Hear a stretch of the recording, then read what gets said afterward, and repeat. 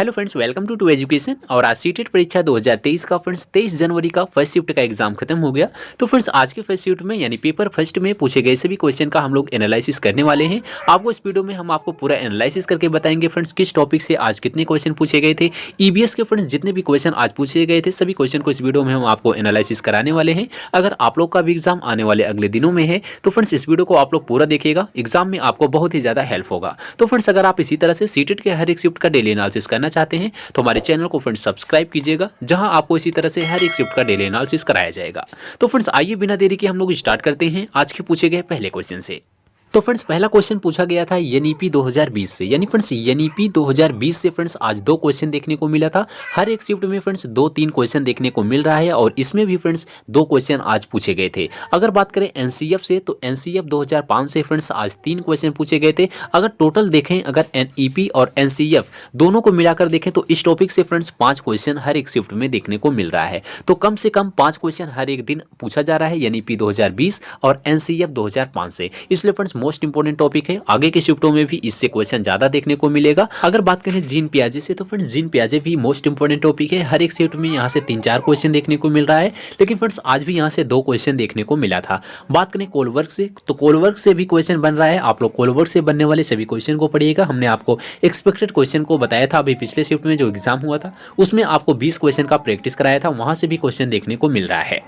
अगर बात करें फ्रेंड्स ईवीएस की तो ईवीएस में आज क्वेश्चन पूछा गया था एक कि कोल्ड डिजर्ट किसे कहा जाता है। तो कोल्ड डिजर्ट से फ्रेंड्स क्वेश्चन पूछा गया था। तो आपको बता दें लद्दाख को भारत का कोल्ड डिजर्ट यानी ठंडा रेगिस्तान भी कहा जाता है। तो इसका जो राइट आंसर था फ्रेंड्स लद्दाख बिल्कुल सही था। लद्दाख को भारत का जो है कोल्ड डिजर्ट कहा जाता है और यहाँ जाना किसी भी टूरिस्ट के लिए कभी ना भूलने वाला एक्सपीरियंस होता है। तो फ्रेंड्स यहाँ का जो लद्दाख था तो लद्दाख इसका बिल्कुल सही आंसर था। अगले क्वेश्चन फ्रेंड्स पूछा गया था कि अरब सागर का निकटवर्ती केंद्र शासित प्रदेश कौन सा है, यानी केंद्र शासित प्रदेश आपको पूछा गया था। तो आपको बता दें फ्रेंड्स अरब सागर पर स्थित राज्य कौन से हैं, तो राज्य भी याद रखिएगा। आगे के शिफ्टों में राज्य भी पूछा जा सकता है, तो राज्य याद रखिएगा। गुजरात है, महाराष्ट्र है, कर्नाटक है, केरल है, गोवा है, तमिलनाडु है। और केंद्र शासित प्रदेश की बात करें तो इसको भी ध्यान दीजिएगा। केंद्र शासित प्रदेश है आपका दमन और दीव, दादरा और नगर की हवेली और लक्षद्वीप। तो इनमें तीनों में से एक ऑप्शन रहा होगा जो कि बिल्कुल सही होगा। अरब सागर का निकटवर्ती जो केंद्र शासित प्रदेश है वो दमन और दीव है, दादरा और नगर हवेली है, लक्षद्वीप है। तो यहां से एक क्वेश्चन फ्रेंड्स पूछा गया था। अगले क्वेश्चन फ्रेंड्स पूछा गया था कि बछेंद्री पाल ने सबसे पहले एवरेस्ट पर चढ़ाई कब किया था। तो फ्रेंड्स यहां से अभी पिछले शिफ्ट में भी कोई क्वेश्चन आया था एवरेस्ट से रिलेटेड, तो आप लोग इस टाइप के क्वेश्चन को सभी को पढ़ लीजिएगा। यहां से पूछा गया था बछेंद्री पाल ने सबसे पहले एवरेस्ट पर चढ़ाई कब की थी। तो आपको बता दें फ्रेंड्स बछेंद्री पाल भारतीय पर्वतारोही जो 1984 में माउंट एवरेस्ट की चोटी पर पहुंचने वाली पहली भारतीय महिला बनी है। तो सबसे पहले कब उन्होंने माउंट एवरेस्ट पर चढ़ा था, तो 1984 में चढ़ा था। तो शायद इसका आंसर फ्रेंड्स 1984 बिल्कुल सही रहा होगा। अगले क्वेश्चन फ्रेंड्स पूछा गया था कि मध्य प्रदेश की राजधानी के सापेक्ष राजस्थान और उत्तराखंड की दिशा क्या होगी। यानी फ्रेंड्स मध्य प्रदेश की राजधानी दिया गया था, उसके सापेक्ष पूछा गया था राजस्थान और उत्तराखंड की जो है दिशा क्या होगी। तो दिशा उसमें आपको दिया गया था, कई ऑप्शन दिए गए थे, उनमें से आपको बताना था कि इसकी जो है दिशा क्या होगी। तो इस टाइप का फ्रेंड्स क्वेश्चन हर एक शिफ्ट में पूछा जा रहा है। अभी पिछले शिफ्ट में भी कोई क्वेश्चन पूछा गया था, तो यहाँ से उससे रिलेटेड आज एक क्वेश्चन इसका भी पूछा गया था। और एक क्वेश्चन फ्रेंड्स गुजरात की रंगोली से रिलेटेड पूछा गया था। गुजरात की रंगोली के लिए क्या किया जाता है, इस टाइप का एक क्वेश्चन आया था। तो गुजरात की रंगोली से एक क्वेश्चन फ्रेंड्स गोलाकुंडा किला से संबंधित आया था। अभी पिछले शिफ्ट में गोलाकुंडा से क्वेश्चन पूछा गया था। गोलाकुंडा से जो क्वेश्चन बना था अभी हम आपको क्लियर कर दे रहे हैं। और अगर हम बात करें ईबीएस की, अभी तक जितने भी शिफ्ट का एग्जाम हुआ है उसमें ईबीएस के जितने भी क्वेश्चन पूछे गए थे हम आपको सभी क्वेश्चन को करा दे रहे हैं, क्योंकि फ्रेंड्स इस टाइप का क्वेश्चन आगे के शिफ्टों में पूछा जा रहा है और क्वेश्चन रिपीट भी हो रहा है। तो एक क्वेश्चन देखिएगा, अभी पिछले शिफ्ट में क्वेश्चन पूछा गया था और आज भी पूछा गया है। तो इसलिए फ्रेंड्स हम आपको ईबीएस में अभी जितने भी शिफ्ट का एग्जाम हुआ है सभी क्वेश्चन को एक बार रिवीजन करा दे रहे हैं। तो देखिए फ्रेंड्स अभी तक सीटेट एग्जाम में ईबीएस के जितने भी क्वेश्चन पूछे गए थे सभी क्वेश्चन को ला दिए हैं। आप लोग पहले क्वेश्चन को देखिएगा। पहला क्वेश्चन है भारत के किस राज्य या फिर केंद्र शासित प्रदेश का तापमान जो है वो 0 डिग्री सेल्सियस से कम है। तो यानी 0 डिग्री सेल्सियस से नीचे कहाँ का तापमान जाता है, तो लेह और लद्दाख का तापमान जाता है। तो लेह और लद्दाख फ्रेंड्स इसका राइट आंसर होगा, ये पूछा हुआ क्वेश्चन है। अगला क्वेश्चन है भारत का सबसे बड़ा मेला कौन सा है। तो फ्रेंड्स ये सभी क्वेश्चन जो हम आपको बता रहे हैं सभी सीटेट के एग्जाम में पूछे गए क्वेश्चन है, तो याद याद रखिएगा। भारत का सबसे बड़ा जो मेला है वो पुष्कर मेला है। तो पुष्कर मेला कहाँ लगता है आपको पता होगा, तो अगर पता है तो कमेंट बॉक्स में जरूर बताइएगा कि भारत का सबसे बड़ा मेला जो पुष्कर मेला लगता है किस राज्य में लगता है। अगला क्वेश्चन है उष्णकटिबंधीय वर्षा वन कहाँ पाए जाते हैं, तो याद रखिएगा फ्रेंड्स असम राज्य में पाए जाते हैं। आगे के शिफ्टों में क्वेश्चन रिपीट जरूर होगा। उष्णकटिबंधीय वर्षा वन कहाँ पाए जाते हैं, असम राज्य में पाए जाते हैं। अगले क्वेश्चन को देखिएगा, एक परेड में कितनी कमांड होती है, अभी पिछले शिफ्ट में क्वेश्चन पूछा गया था, तो इसका राइट आंसर जो था 36 बिल्कुल सही था। एक परेड में 36 कमांड होती है। अगला क्वेश्चन है लावड़ी नृत्य किस राज्य का नृत्य है, तो फ्रेंड्स यह क्वेश्चन भी एग्जाम में पूछा गया है। लावड़ी नृत्य किस राज्य का है, तो लावड़ी फ्रेंड्स महाराष्ट्र का लोक नृत्य है, इसको याद रखिएगा। लावड़ी नृत्य महाराष्ट्र का प्रसिद्ध नृत्य है। अगला क्वेश्चन देखिए जो पूछा गया था, गोलाकुंडा किले का निर्माण किसने करवाया था, ये क्वेश्चन पिछले शिफ्ट में पूछा गया था। तो इसका जो राइट आंसर था काकतीय राजवंश। तो इससे रिलेटेड क्वेश्चन आज भी पूछा गया था गोलाकुंडे के निर्माण से। तो गोलाकुंडा किले का निर्माण कब हुआ था, इस टाइप का आज क्वेश्चन आया था, तो इसको देख लीजिएगा। इसका निर्माण किसने करवाया था, काकतीय राजवंश ने कराया था। अगले क्वेश्चन को देखिएगा, उड़ीसा राज्य की चित्रकारी कौन सी है, यानी उड़ीसा राज्य की चित्रकारी पूछी गई है, तो इसका याद रखिएगा आंसर है पट्टा चित्र। तो उड़ीसा राज्य की जो चित्रकारी है वो पट्टा चित्र है। अगला क्वेश्चन है लेफ्टिनेंट कमांडर वाहिदा प्रिज्म किस राज्य से संबंधित हैं, तो क्वेश्चन पूछा गया था फ्रेंड्स, इसका जो राइट आंसर था वो जम्मू कश्मीर बिल्कुल सही था। जो लेफ्टिनेंट कमांडर वाहिदा प्रिज्म है वो जम्मू कश्मीर से संबंधित हैं। अगला क्वेश्चन पूछा गया था रेत के टीले कहाँ पाए जाते हैं, तो याद रखिएगा फ्रेंड्स रेत के जो टीले हैं वो आबू धाबी और अफगानिस्तान में पाए जाते हैं। तो रेत के टीले आबू धाबी अफगानिस्तान इसका राइट आंसर होगा। अगला क्वेश्चन पूछा गया था बावड़ी का अर्थ क्या होता है, तो बावड़ी का अर्थ फ्रेंड्स आपको पता है सीढ़ीदार कुआं होता है। यह भी क्वेश्चन आगे के शिफ्ट में पूछा जा सकता है। याद रखिएगा बावड़ी का अर्थ सीढ़ीदार कुआं होता है।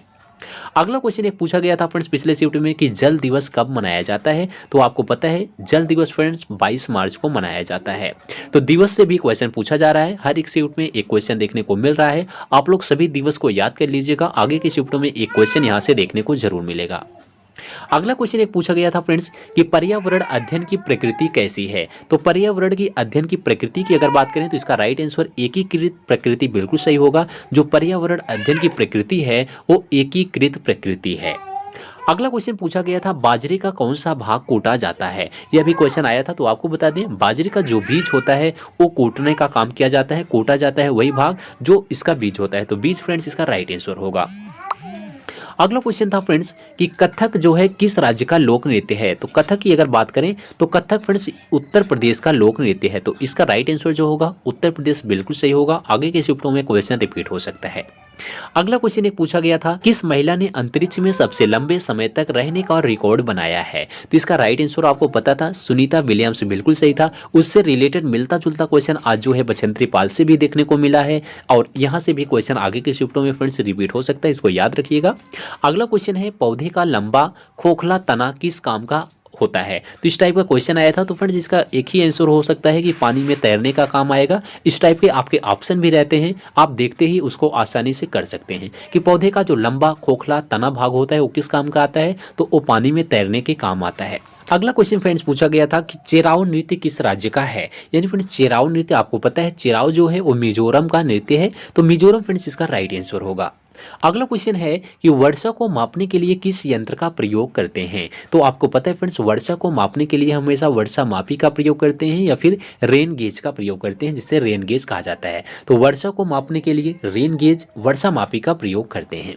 अगला क्वेश्चन पूछा गया था कि पैठणी जो साड़ी है वो किस राज्य से संबंधित है, तो फ्रेंड्स यह क्वेश्चन पहले पूछा गया था पैठणी साड़ी जो है किस राज्य से संबंधित है, तो इसका राइट आंसर जो था फ्रेंड्स महाराष्ट्र बिल्कुल सही था। आगे के शिफ्टों में इससे रिलेटेड क्वेश्चन फ्रेंड्स पूछा जा सकता है। अगला क्वेश्चन है कि एक वयस्क पुरुष में हीमोग्लोबिन की मात्रा लगभग कितनी होती है, तो फ्रेंड्स आपको पता है एक वयस्क पुरुष में हीमोग्लोबिन की जो मात्रा होती है वो 13.5 से 17.5 ग्राम प्रति डेसीलीटर होती है। तो 13.5 से 17.5 ग्राम के प्रति जो है डेसीलीटर इतने के लगभग वयस्क पुरुष में हीमोग्लोबिन की मात्रा होती है और महिलाओं में इससे कम होती है। तो फ्रेंड्स यहाँ से क्वेश्चन आगे के शिफ्टों में बन सकता है। वीडियो अगर आपको अच्छी लगती हो तो वीडियो को फ्रेंड्स एक बार अभी लाइक कर दीजिए और चैनल पर नए हो तो फ्रेंड चैनल को सब्सक्राइब कर लो, जहां आपको इसी तरह से सीटेट के हर एक एक्सपेक्टेड क्वेश्चन का प्रैक्टिस कराया जाएगा जो आगे के शिफ्टों में फ्रेंड्स पूछे गए हैं।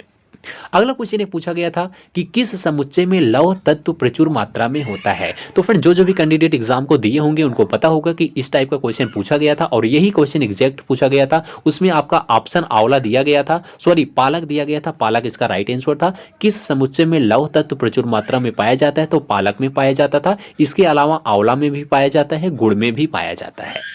अगला क्वेश्चन है कि विश्व वन्यजीव कोष द्वारा प्रतीक के रूप में किस पशु को लिया गया है। तो आपको फ्रेंड्स याद होना चाहिए, विश्व वन्यजीव कोष के द्वारा प्रतीक के रूप में जो है पांडा को लिया गया है, तो पांडा इसका राइट आंसर होगा। अगला क्वेश्चन है फोटोकॉपी मशीन में कौन सी गैस उत्पन्न होती है। तो याद रखिएगा, फोटोकॉपी जब मशीन फोटोकॉपी की जाती है उसमें ओजोन नामक की एक गैस उत्पन्न होती है, इसका राइट आंसर ओजोन बिल्कुल सही होगा। अगला क्वेश्चन है कि सर्वाधिक जैव विविधता कहाँ पाई जाती है। तो अच्छा क्वेश्चन है, इंपॉर्टेंट क्वेश्चन है, आगे की शिफ्टों में क्वेश्चन बन सकता है। सर्वाधिक जैव विविधता कहाँ पाई जाती है, तो याद रखिएगा उष्णकटिबंधीय वर्षा वन में पाई जाती है, तो उष्णकटिबंधीय वर्षा वन इसका राइट आंसर होगा। अगला क्वेश्चन है चिपको आंदोलन का मुख्य उद्देश्य क्या था। तो फ्रेंड्स चिपको आंदोलन का मुख्य उद्देश्य था पेड़ों को कटाने से बचाना। तो चिपको आंदोलन का मुख्य उद्देश्य फ्रेंड्स पूछा जा सकता है, तो याद रखिएगा पेड़ों को कटाने से बचाना इसका जो है मुख्य उद्देश्य था। अगला क्वेश्चन है कि भारतीय वन सर्वेक्षण का मुख्यालय कहाँ है, यानी फ्रेंड्स भारतीय वन सर्वेक्षण का हेडक्वार्टर पूछा गया है, तो याद रखिएगा इसका हेडक्वार्टर देहरादून में है, तो देहरादून इसका राइट आंसर होगा। अगला क्वेश्चन है पृथ्वी दिवस भी पूछा जा सकता है। पृथ्वी दिवस कब मनाया जाता है, तो 22 अप्रैल को मनाया जाता है। जैसे अभी आपको पूछा गया था जल दिवस, 22 जो है जल दिवस पूछा गया था, तो और इसका भी पूछा जा सकता है पृथ्वी दिवस, तो 22 मार्च को मनाया जाता है। अगला क्वेश्चन है कि देश का पारिस्थितिकी अनुसंधान एवं प्रशिक्षण केंद्र कहाँ स्थित है। तो आपको बता दें देश का जो पारिस्थितिकी अनुसंधान एवं प्रशिक्षण केंद्र है वो बेंगलोर में है, इसको याद रखिएगा, बेंगलोर इसका राइट आंसर होगा।